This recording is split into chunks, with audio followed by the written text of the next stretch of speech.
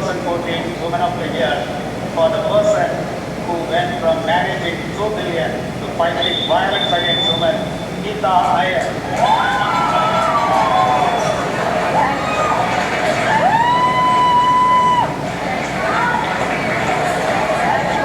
I am relieved that I survived all the spreadsheets. I'm honored, humbled, and touched.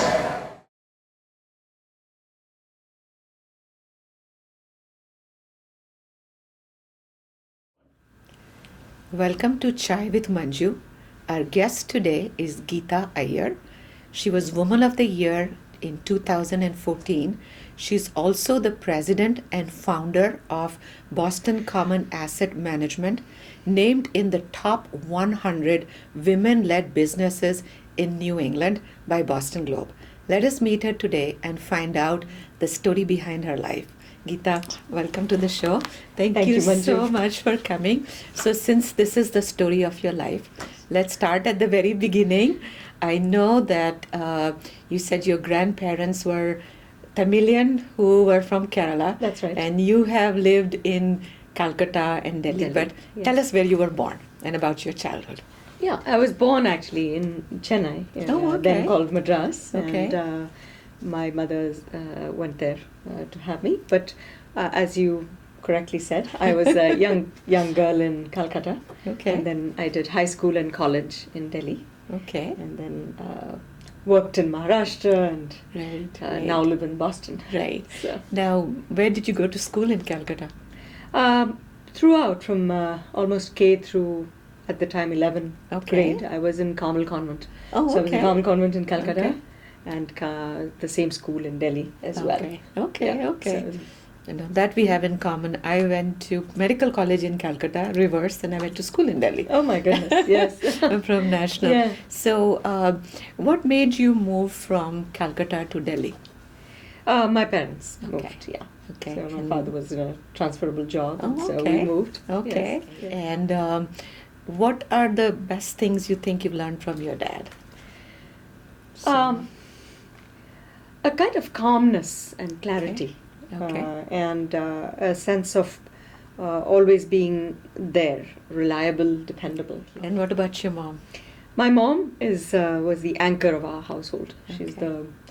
the person who held everything together. Okay. My father passed away fairly early, and Mhm. so in a way my mother has remained that anchor. So, once you moved to Delhi, you've done your BA and MA from Delhi University. Right. Right? Yes. So, tell us a little bit about that. I was in Lady Shri Ram College. Okay. Really fantastic school. Absolutely. I had the opportunity to go to many inter-college events and so on, and Right. then I went to Delhi School of Economics within Delhi Okay. University and did my master's there. And Okay. those were really memorable years.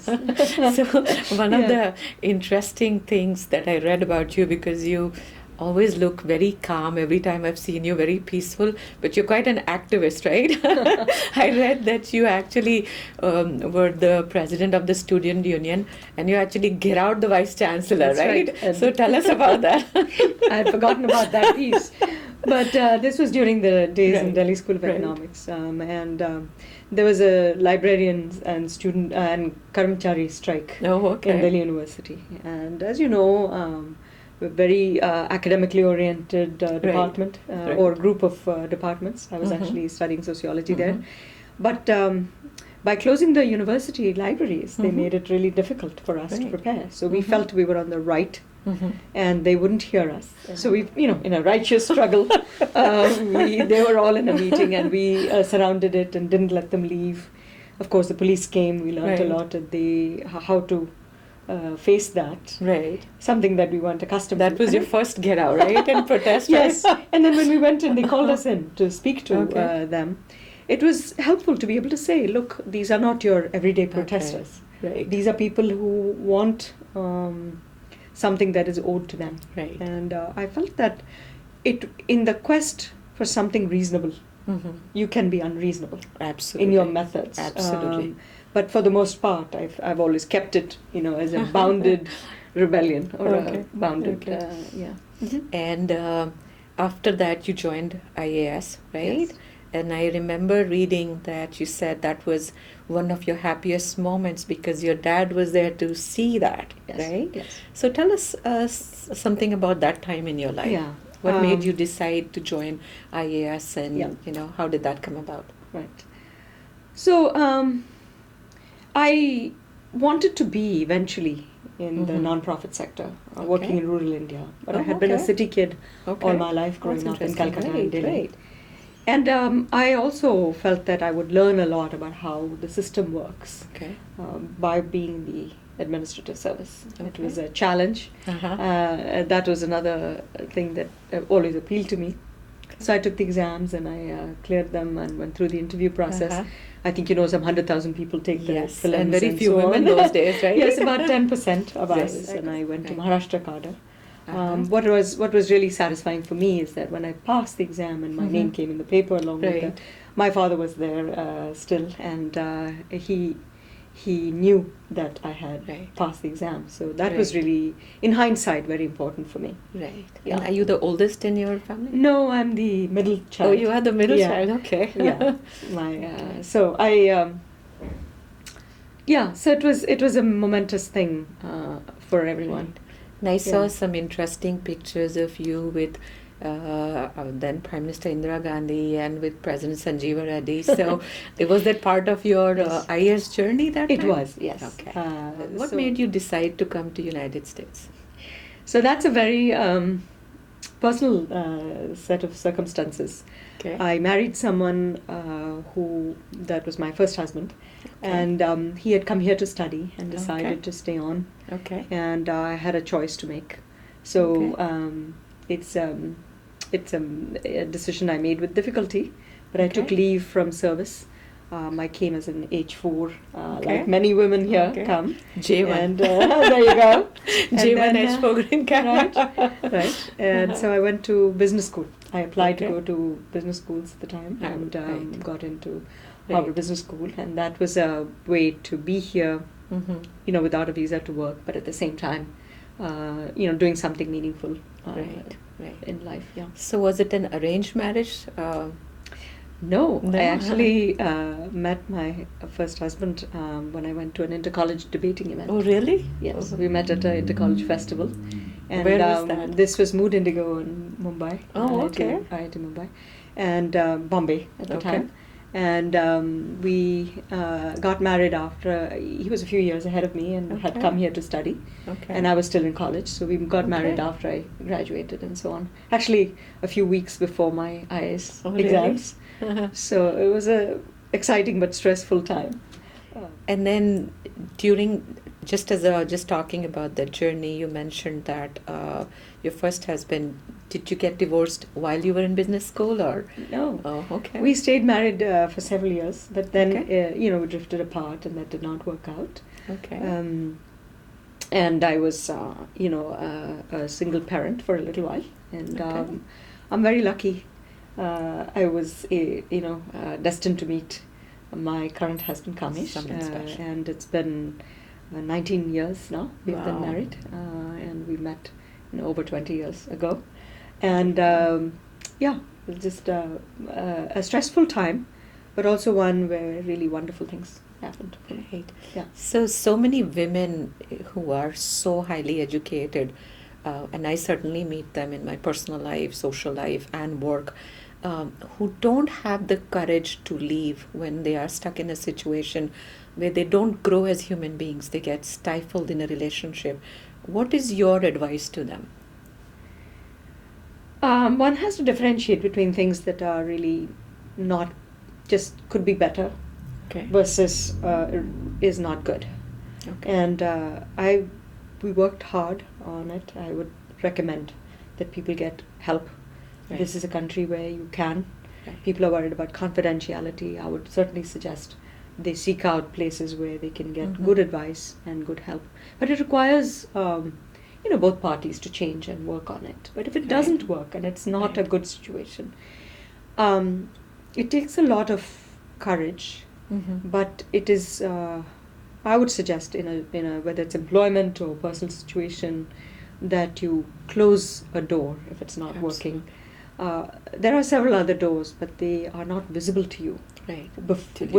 till you close the first one. Right. And to believe that there will be other doors. For what it's worth, my family from India, my aunt from India, was a source of many introductions, which in the end ended up introducing me to my husband. So.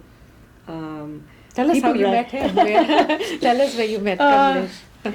That's right. So my aunt and her friend came on a Visit USA ticket to see 12 US cities. And they started with Boston. They stayed with me because my mother came and lived with me when my child and I were to help me take care of my daughter.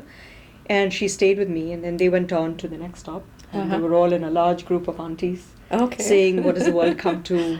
Indian kids are getting divorced. And, Auntie Network. Auntie Network. And one of them said, wait a minute, I have a friend whose sons got divorced. And so they connected the dots, and his family called home. And I told my mom that, some guy whose mom has to call for him is not for me. So, as it turned out, he was not that sort at all. He called a few days later. And we ended up talking for hours. That's always a good sign when you can talk to somebody. It is. Right? And so I'm going to have to change the slogan "Love at First Sight" to "Love at First Sound" or something like that. But nonetheless, we found we could talk for a very long time, and we then talked regularly on the phone. And where was he living that time? He was living in New York at the time. Okay. Yeah. Okay. And his family, where is it from? Where is he from? Interestingly, his family is actually from the South. He's from a similar background to mine. Oh, okay. But he had born and raised in Mumbai. Oh, okay. So he's from Mahim in Mumbai, oh, as they say. Okay. And so, Heart of Mumbai. Yes, exactly. And but also had gone to graduate school here, and so we had a lot in common. Did you know right away that you wanted to marry him, or it took some time? No, we had both. He had been divorced and I had been divorced, so we wanted to be very sure. Okay. So it took us almost a year, maybe, almost a year. We got married the year after we met. So a little bit less than a year. So are you a romantic? Yes, I think so. Yeah. Because I was reading your choices of favorite songs, and they all seem very romantic to me. Mohammed Rafi, Mere Mehboob, Begum Akhtar, Mere Rehnuma. Yes. So you're romantic. Very much so. Yeah. Okay. All right. Now, tell me about your children. Your two daughters, you're very close to them. Yes. So tell me about them. Very strong, independent personalities. Do they take after you, or? I think they're born with their own spirit. Right? Okay. Everyone is. Yes. And, Yes. Your journey is really to uncover Right. that spirit in you and find out what it was meant to do. And I read that you always stay in touch with them, listen to the music that they listen to, read the books, so that there's always a good communication, right? Yes. And now, for instance, we're watching a series called Fresh Off the Boat, which my kids used to tease me. Okay. So when I go out to have, book club or dinner with several of my Indian American friends, right? So the aunties, We are the auntie network now. Auntie network. So what is your best parenting advice then? My best parenting advice is to try to be non-judgmental of your children. Yeah, absolutely. That is To be confident that they know and that they will do the right thing. The important lesson that we have to learn is how to hear them, how to hear what they're saying without starting to relate it to some experience of ours. The famous examples everybody says, when I was young, don't go down that path. It's very tempting. My dog is like, if I hear that one more time, Mom. It's easy to say, but it's hard to do, very difficult to do. I think that's we become our moms in some ways, which is good and bad in some ways, right? Yeah. So now you are quite an entrepreneur. So you had two companies, starting with the India Spice Company, wasn't it? Yes. And So then I started Walden Capital and then Boston Common. Boston. Yeah. So tell us about your entrepreneurial journey. Yeah. So some of it, in East India Spice, Mhm. that was my Right. Instant India Right. brand. Right. That was actually a lot of fun. Broadened my Okay. horizons, exposed me to the whole world of organic and Right. natural foods. Right. I did demos. So I was, part of my life I was Mhm. wearing a suit and going here, and then part of my Mhm. life there was a lot of switching, Mhm. but it was very fulfilling Mhm. in a way. I learned a lot, but I couldn't sustain that because either I Mhm. had to quit my Mhm. finance job and do that to do Mhm. justice to what it Right. could do, and I Right. felt like I was a decade too early doing that. So there were people who could take that on and do it better, Mhm. and I did do that. Mhm. Sold it in the 90s for a royalty stream, and that was that. Mhm. But it helped me both understand what an entrepreneur has to do, Right. and also give me some financial support in my first entrepreneurial venture, Walden Mhm. Capital. Mhm. Helped me pay my bills and sustain myself. I think we are often outsiders as women. We are Mhm. outsiders. I grew up as a South Indian in the north. I was an outsider. I think you're an immigrant. You're an Mhm. outsider. There's Mhm. something very empowering Mhm. about being that outsider. Mhm. You get a tremendous sense of empathy, Mhm. of understanding what customers are really saying, Mhm. of putting yourselves in the shoes of the other, Right. of being able to manage without always needing the system's support and Mhm. affirmation. Mhm. So an entrepreneur is a resourceful person, Right. but who has to be resilient, Mhm. who has to be confident and see things and Mhm. act on them before Mhm. all the information is known, all the answers are known, Mhm. and to be prepared actually to fail. Are you a believer in destiny? Yes, very much so. Mhm. Yes, that's why I definitely think there is a plan that's bigger than me, Right. and my task is I flail against some things, Mhm. they don't work out, Mhm. and if I'm able to tell myself that this Mhm. was not failure, Mhm. but that wasn't meant to be, Mhm. it actually allows you to make that transition that I was talking about earlier, to move on. And you, from what I've heard and seen, the activism that you had, the fire you had when you were young, it's still pretty burning, pretty, like a flame. And you have started a lot of charities and you've given back. Tell us about some of your Yeah. favorite charities and the causes that you believe in. Yeah. So the causes have changed over time. Right. I think when I first came and lived and was so blessed to be in a city like Mhm. Boston, my connections were to, and still are, Mhm. to issues that are local: homelessness here, equal opportunity here, and also to children and the opportunities in Mhm. India. Mhm. And over time, Mhm. my commitments have Mhm. grown and broadened. Mhm. I'm very, very committed and Mhm. passionate about environmental issues. Mhm. I've tried to bring it into Yes. my work as well. Yes. So, Yes. and the second is Mhm. that I'm also involved now with issues pertaining to women, Mhm. particularly Mhm. issues on Mhm. equality, opportunity, but also violence Mhm. against women. Okay. And you have an organization that called Dawn. Yes, Right? that's right. You want to tell us a little bit about that? Yeah, absolutely. So Dawn is only a couple of years old, and Mhm. it's actually made up of Mhm. volunteers, people who are successful in their Mhm. own lives Mhm. here in different fields. Mhm.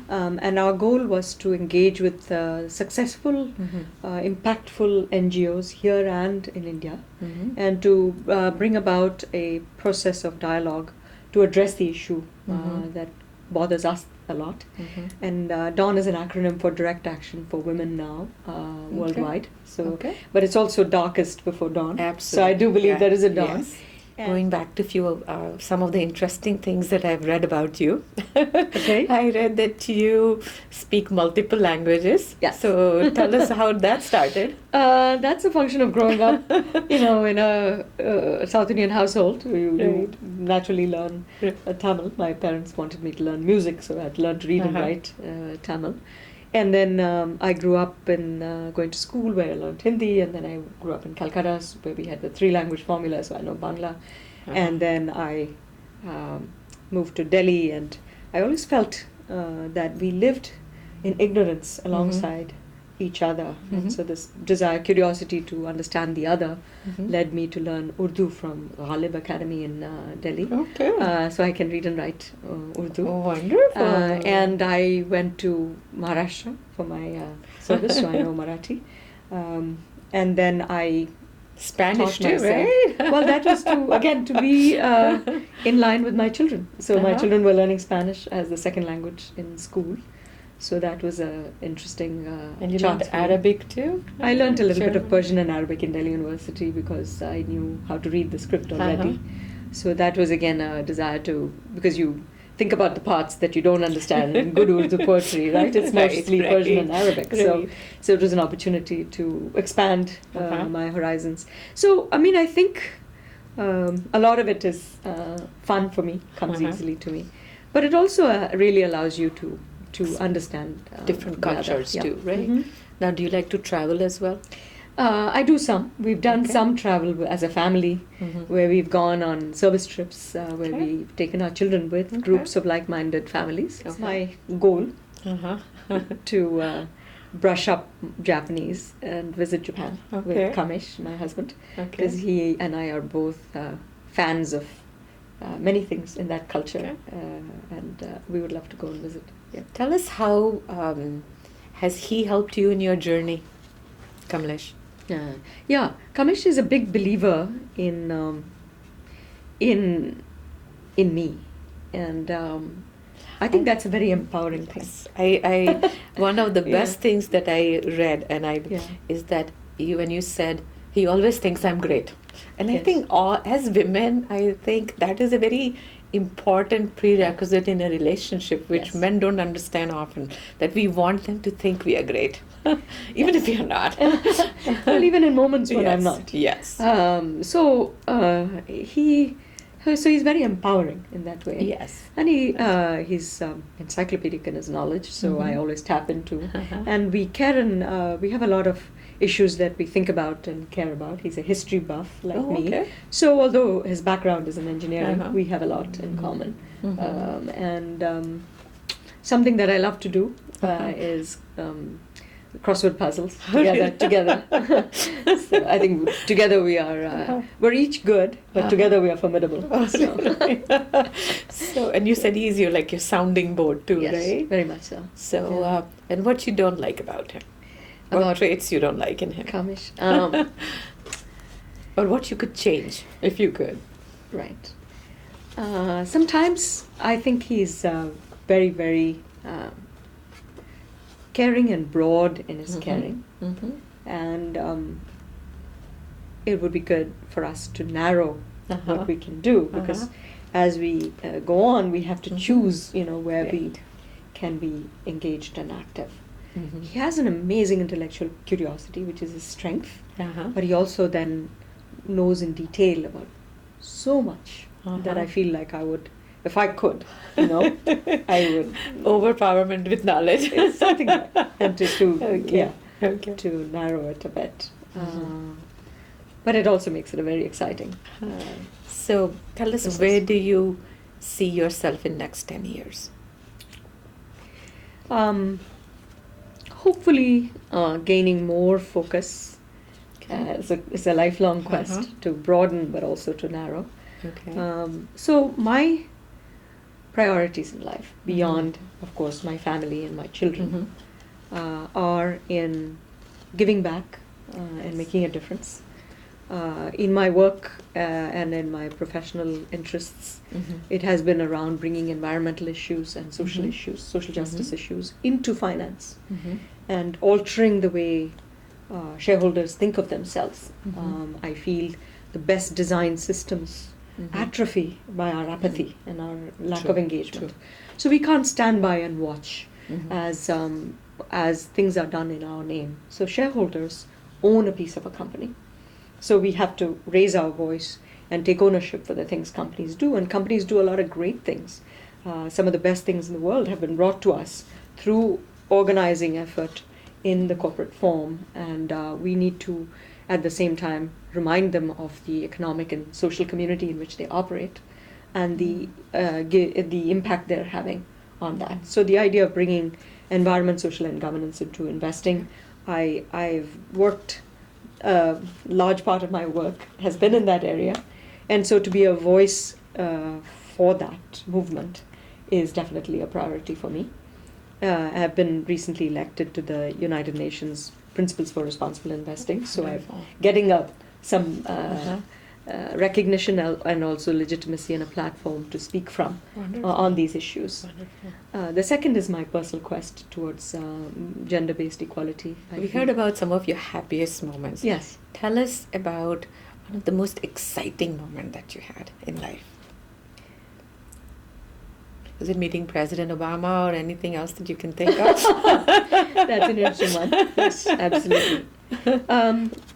I was excited, both when he won the first time and also the second time. I think I can say that I've been his supporter for a long time and was really energized to see his interest in many of the issues I care about. And it gave me a sense of participation and belonging. And he created a role as an immigrant for us. Because for a long time, never felt, whenever you hyphenate, that means you're not fully American.